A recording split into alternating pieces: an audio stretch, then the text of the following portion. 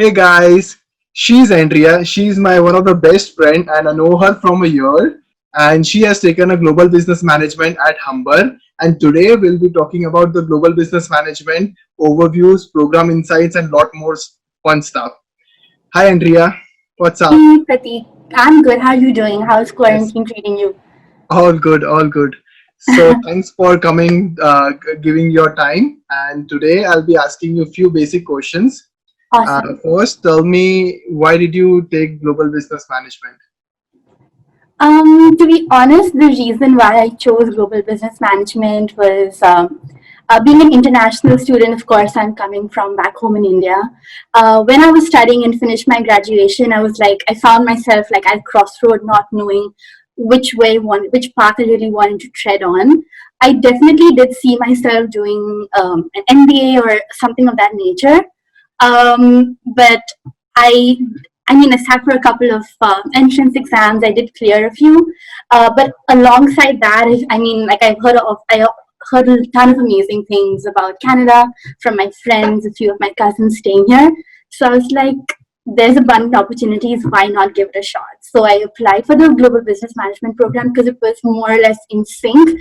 I did a lot of research about the course. It did have a lot of courses which did align to what I saw myself really getting into post graduation. So that's essentially why I What took GPA. What did you find the most amazing about the program? I mean, given other programs, they are very specific. There's of course there's marketing management or project management. Like they're very different, specialized courses. But because I was not entirely sure what I really wanted to do, because I was kind of conflicted. Do I want to get into HR? Do I really see myself getting into the bank? I really wasn't sure about that. So I was like, this would be a good entry level for me to just, get into the course and find my feet, see what I really like. Because I didn't have any background in any of the, like, why not give it a shot? So that's kind of the reason essentially why I picked this course specifically, just because it's so, it encompasses a lot of different aspects of management. So why Humber? To be honest, of course, when you're coming from another country altogether, you don't have any idea of the different schools or colleges, universities around. I did do some research, but of course, people are just going to give you the rosy picture of their experience. I had a couple of friends who did graduate from Humber, and I mean, they had nothing but good things to say. And because I knew them like one on one, and of course, they're going to guide me, correctly, I was like, okay, why? I mean, there were a lot of other options that I did have. But I guess at the end of it all, it just came down to Humber because of the reviews that I had, like just one on one from my own friends. Do you want to share any insiders about the semester? How was it? How long it was? And what did they thought? Yeah, so I mean, initially when we joined, the program was, like I said, it was very vast. It covered a broad spectrum of, courses. We had marketing and human resources and project management, business strategies like leadership. So there were a ton of courses that we did have. It was a 4 semester course, so essentially that's considered to be around 2 years. It was wrapped up around 1.5 years, but it's essentially considered to be 2 years. But yeah, so we had a variety of kind of courses. But from what I know now, is that in the third and fourth semester you get to specialize in something. So in the first 2 semesters, as GBM stands as of today. This wasn't back when I was studying in college, but I think it's really beneficial right now.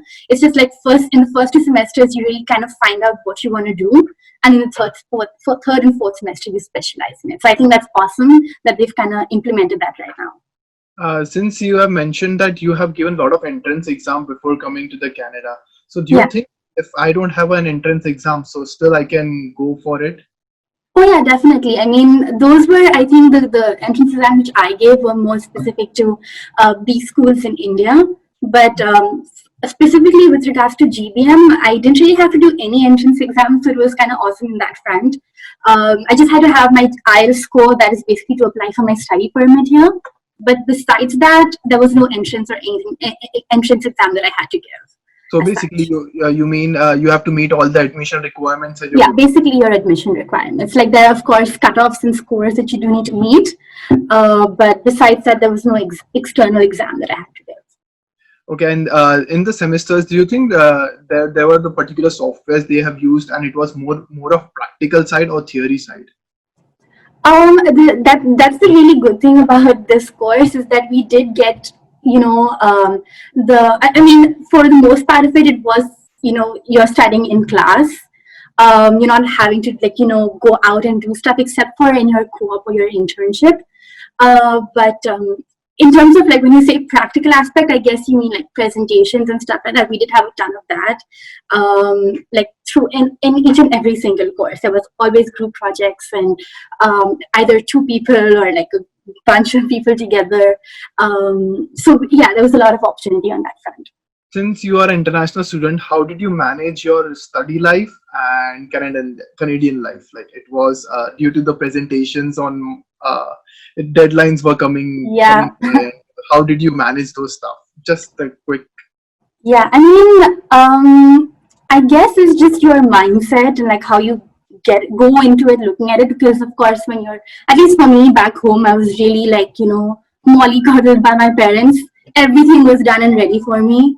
I didn't have to think about anything, so it was a good, challenge, and it just makes you grow as a person. Like when you have that responsibility, like okay, I need to go to work, and I need to, at the same time get my assignments done, finish group projects. It's just about how it's just your mindset basically. I mean, everybody does it. It's just not me. It's even you. You're doing it right now yourself, Pratik.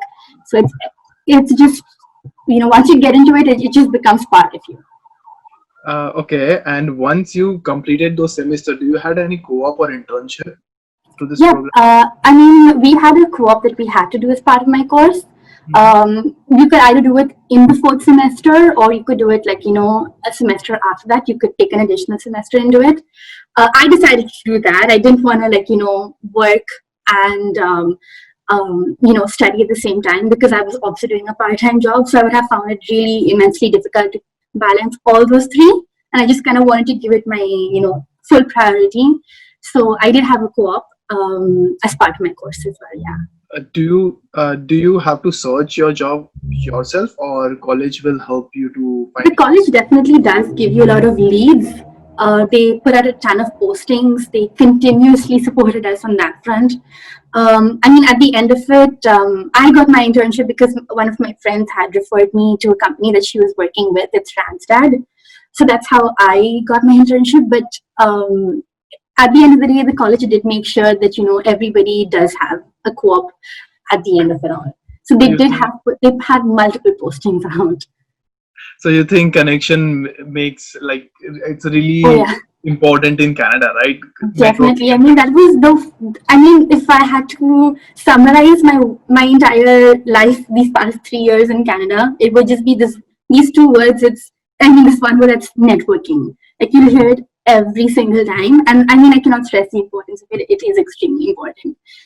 Networking, just like if you have like somebody who's working at a company, or somebody, it's just that much more easier. Yes. So what do you think about like once you graduate, once you completed your co-op or internship, and once you graduated with the program, what do you think of like the future of you of like graduating from this program? I mean, for myself, if I speak, I did see myself getting into HR, and that's exactly where I am today. Um, I'm working. I mean, I started off with my internship with Randstad.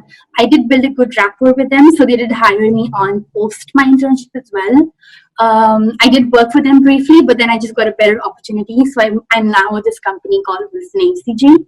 I guess like I mean I know I definitely know that it's a struggle to get that first breakthrough for your first company, but like I said, networking, once you do make those good contacts and you just get, that first company you get through, it's just going up from there.